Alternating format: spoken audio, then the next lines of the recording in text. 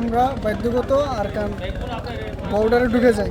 এখন ঢুকে যাওয়ার কারণে আমাদের ওইখানে আরকান আর্মি জিজ্ঞেস করার পরে আমরা বলি আমাদের ইঞ্জিন নষ্ট হয়ে গেছে। এখন নষ্ট হওয়ার কারণে ওরা আমাদেরকে ওদের আরকান আর্মিতে ভালোভাবে রাখছে। এখন রাখার পরে খাওয়া দাওয়া দিছে, তারপরে আমাদের 5 দিন করে জেল মারছে। জেল মারার পরে আলহামদুলিল্লাহ এখন বাংলাদেশে ভালোভাবে আসতে পারছি। কয়দিন পরে ফেরত আসছেন? কয়দিন পরে? 5 দিন পরে। আচ্ছা, ওখানে আমাদের কোনো লোকজন আছে, আরো জেলা আছে? হ্যাঁ, ওখানে আমাদের আরো বা কয়জন? উত্তরপাড়া, জালিয়াপাড়া। কয়জন হবে টোটাল? কয়জন হবে? 9 জন। সানবিট সব দিবে সামাল। সানবিট ম্যাজিক প্রেস ডিশওয়াশিং এর মাথা ঘোরানো সলিউশন।